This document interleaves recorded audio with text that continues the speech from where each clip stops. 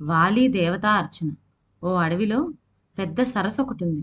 కోతుల రాజ్యానికి రాజైన వాలి ఒకనాడు సరస్సు పక్క నుంచి వెడుతూ ఉన్నాడు.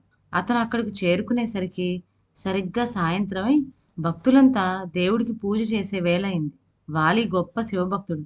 అతడు ఎక్కడికి వెళ్ళినా సరే తనతో కూడా దేవతా అర్చన పెట్టెలో శివలింగాన్ని పెట్టుకొని మరీ వెళ్ళేవాడు. అతను ఆ సరస్సు దగ్గర ఆగి అందులో స్నానం చేసి వచ్చి గట్టు మీద ఓ శుభ్రమైన చోట ఆకు అలము తుడిచేసి దేవతా అర్చన పెట్టెలో ఉన్న శివలింగాన్ని పైకి తీసి అక్కడ పెట్టి మామూలు ప్రకారం పూజ చేయడం మొదలుపెట్టాడు. అతను పూజ చేస్తూ ఉంటే ఆ అడవిలో వేటాడుతూ తిరుగుతున్న చెంచువాళ్ళు విల్లుని బాణాలను పుచ్చుకొని ఆ పూజ చూస్తూ నిలబడ్డారు. వాళ్ళు చంపి తెచ్చిన మృగాల్ని ఒక చోట కుప్పపడేసి వాళ్ళు కూడా భక్తితో శివలింగానికి నమస్కారాలు పెట్టారు. వాలి పూజ చేస్తున్న ఆ శివలింగాన్ని చూచిన కొద్దీ వాళ్ళకి భక్తి ఎక్కువైపోయి, అయ్యా మనకు కూడా ఇలాంటి దేవుడుంటే రోజు ఎంచక్కా భక్తితో పూజ చేసుకుందాం కదా అనిపించింది. వాలి పూజ ముగించి దేవతా అర్చన పెట్టెను దులిపి లింగాన్ని తీసి అందులో పెట్టుకుందాం అనుకొని తాను పెట్టిన పువ్వులు పత్రి లింగం మీద నుంచి పక్కకి తొలగిస్తున్నాడు. చెంచులు ఇంక పోదామని వెనక్కి తిరిగి చూసుకునేటప్పటికి ఒక చిత్రం జరిగింది. వాళ్ళు చంపి తెచ్చి అక్కడ పడివేసిన మృగాలు ఒక్కొక్కటి బ్రతికి కదలటం మొదలుపెట్టాయి. వాళ్ళ ఆశ్చర్యంతో చూస్తూ నిలబడిపోయేటప్పటికి కదలటంతో ప్రారంభించిన మృగాలన్నీ ఒక్క మాటుగా లేచి భయంకరంగా అరుస్తూ పారిపోనారంభించాయి. వెర్రిమొహాలేసుకొని చూస్తూ నిలబడితే ఆ మృగాలు తప్పించుకు పారిపోతాయని తోచి చెంచులంతా తమ విల్లులు ఎక్కుపెట్టి అమ్ముల పొదల్లోకి చేతులు పోనిచ్చి బాణాలు లాగారు. తీరా చూస్తే ఆ బాణాలన్నీ తాము తెచ్చుకున్న ఇనుప బాణాలు కాక బంగారు బాణాలుగా మారిపోయున్నాయి. వాళ్ళంతా ఆ పారిపోతున్న మృగాల మాటే మర్చిపోయి దగదగా మెరిసే ఆ బాణాలు చూసుకుంటూ నిలబడిపోయారు. వాలి జరిగిందంతా చూసి ఇదంతా నా శివలింగం యొక్క మహత్యం అన్నాడు. చెంచుల ఆ మాట విని వాలి కాళ్ళ మీద పడి మహిమగల ఈ లింగాన్ని మాకు ఇచ్చేయండి, మేం పూజ చేసుకుంటాము అని ప్రార్థించారు. వాలి వికవికా నవ్వి మీ మొహం, మీకు పూజ ఏంటి పోండి అన్నాడు. ఏమండి అలా తీసి పారేస్తున్నారు, మేం మీకు మళ్ళీ భక్తులమే అన్నారు చెంచులు. ఏడ్చినట్లే ఉంది మీ మాట. భక్తిలో నాకు మీకు సాట, దోమకి ఏనుగకి ఎంత దూరం ఉందో మీ భక్తికి నా భక్తికి అంత దూరం ఉంది. ఇంతకీ మీకు లింగం కావాల్సి వస్తే ఎక్కడైనా తెచ్చుకోండి కానీ నా దేవుణ్ణి నేను ఇవ్వను అని చెప్పేశాడు వాలి. మరొక్కడు మరొక్కడైతే చెంచులు బలవంతంగా లింగాన్ని లాగివేసి ఉందురు గాని వాలి చాలా బలమైనవాడు గనుక భయం వల్ల వాళ్ళు మారు చెప్పక తమ దారిన పోక తప్పింది కాదు. శివుని మీద ఉండే భక్తి కొద్దీ వాళ్ళ ఆ లింగాన్ని విడిచిపెట్టలేక దానివైపు చూస్తూ పోయారు. వాలి లింగాన్ని తీసి పెట్టెలో పెట్టుకుందాం అనుకుంటే అదేం చిత్రమో గాని ఆ చోటు నుంచి అది ఊడి వచ్చింది కాదు. ఇదేమిటి, ఇంతలోనే ఎలా పాతుకుపోయింది ఈ లింగం అనుకుంటూ వాలి దాన్ని గట్టిగా పట్టుకొని తీయబోయాడు. లాభం లేకపోయింది. ఒంటి చేతికి సాధ్యం కాకపోవడంతో చూచి రెండో చేయి కూడా జోడించి కదిలిచ్చాడు. లింగం కదలలేదు. తన తోకతో లింగాన్ని చుట్టి ఊపిరి బిగబట్టి బలవంతా చేర్చి లింగాన్ని పెకలించబోయాడు. కానీ కొంచెం కూడా కదలలేదు ఆ లింగం. వాలికి చాలా ఆశ్చర్యం వేసింది.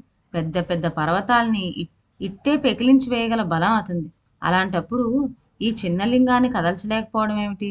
నా మీద దేవుడికి ఏదో కోపం వచ్చింది, అందుకే ఇలా తన మహిమ చూపిస్తున్నాడు అనిపించింది. కళ్ళ వెంట నీరు కారుస్తూ లింగానికి సాష్టాంగ నమస్కారం చేసి, స్వామి నేను చేసిన అపరాధం ఏమిటి? నువ్వు ఊడి రాకుండా ఇక్కడే స్థాపితమైతే ఎలాగా? మనం ఇంటికి పోవద్దా? అక్కడ కోతులన్నీ నా కోసం ఎదురు చూస్తుంటాయి, రా వెళ్ళిపోదాం అని అనేక విధాల ప్రాధేయపడ్డాడు. అప్పుడు శివుడు వాలికి ప్రత్యక్షమై, వాలి నాకిక్కడ ఉండిపోవాలని ఉంది. ఇక్కడ భక్తులు స్నానం చేసి నన్ను సేవించడానికి వీలుగా ఇక్కడే సరస్సు కూడా ఉంది కనుక ఇంక కదలను అన్నాడు. అప్పుడు వాలికి తెలిసొచ్చింది, నేను ఈ చెంచుల కన్నా గొప్ప భక్తుని అనుకున్నాను. దేవుడు నా ఒక్కడికే సొత్తు అనే అహంభావంతో ఈ లింగం మీకు ఇవ్వను పోండి అన్నాను. నాకు భక్తులంతా సమానమే, భక్తులందరికీ నేను దేవుణ్ణే అని నాకు చెప్పడం కోసం శివుడిలా చేసి ఉంటాడు అని తెలుసుకున్నాడు.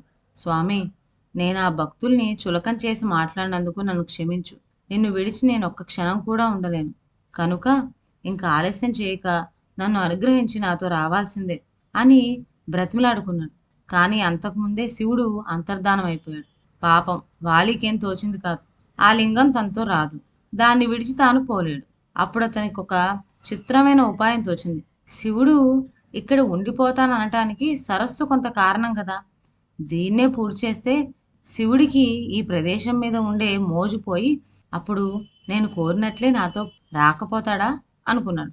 ఇలా అతను ఆలోచించి సరస్సు పూడ్చడానికి ఆ చుట్టుపక్కల ఏదైనా పెద్ద కొండ ఉందేమో అని అటూ ఇటూ చూచాడు. ఎక్కడా కనపడలేదు. అప్పుడు కొన్ని వందల యాజనాలు ఎగిరి వెళ్ళి ఓ పెద్ద కొండను పెకిలించి తెచ్చి ఆ సరస్సులో పడేశాడు. అయితే వాలి అనుకున్నదొకటి, చివరికి జరిగిందొకటీను. ఆ కొండ కిందకు పడి పట్టంతోటే ఆ సరస్సు పూడ్చుకుపోవడానికి బదులు అందులో ఉన్న నీరంతా పొంగి ఓ నదిగా ప్రవహించినది. నదిని చూడగానే వాలికి ఉడుకుమోతనము, దుఃఖము వచ్చి ఆవేశంతో స్వామి, నువ్వు రాకపోతే నేనిక్కడే బుర్ర బద్దలు కొట్టుకొని చచ్చిపోతాను అన్నాడు. శివునికి జాలి వేసి మళ్ళీ ప్రత్యక్షమై, వెర్రివాడ, కొండ తెచ్చి చెరువులో పడేస్తే నేను నీ వెంట వచ్చేస్తాననుకున్నావా? కానీ చెరువులో నీరు నదిగా మారి భక్తుల స్నానానికి వీలుగా దివ్యమైన ప్రవాహమైంది. ఈ విధంగా ఈ కొండ తెచ్చి ఇక్కడ పడేసి తలవని తలంపుగా నాకు ఉపకారమే చేశావు.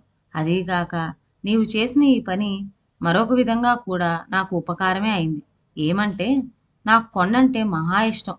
అందుకే కైలాసం మీద నేనుండడం. ఇక్కడేదైనా ఓ కొండుంటే బావున్నని నేను ఆలోచిస్తూ ఉంటే నీవు దాన్ని తెచ్చి పడేసి ఈ లోపం పూర్తి చేశావు.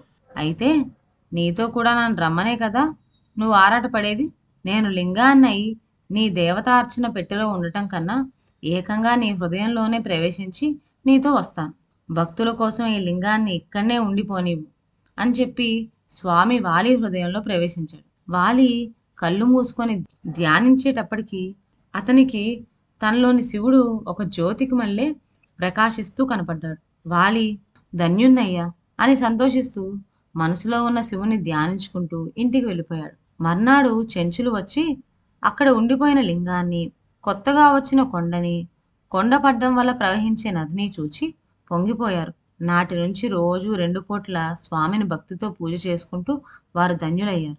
భక్తుల కోరికలు నెరవేర్చే ఈ పరమశివుడు ఈ విధంగా అటు వాలిని, ఇటు చెంచుల్ని కూడా సంతృప్తి పరిచాడు. ఇదండి ఇవాల్టి కథ. ఇక సెలవు. నా ఛానల్లోని కథలు మీకు నచ్చినట్లయితే నా ఛానల్ను లైక్ చేసి సబ్స్క్రైబ్ చేయండి. షేర్ చేయడం మర్చిపోవద్దు. కొత్త కథల నోటిఫికేషన్ కోసం బెల్ ఐకాన్ ప్రెస్ చేయండి. Thank you.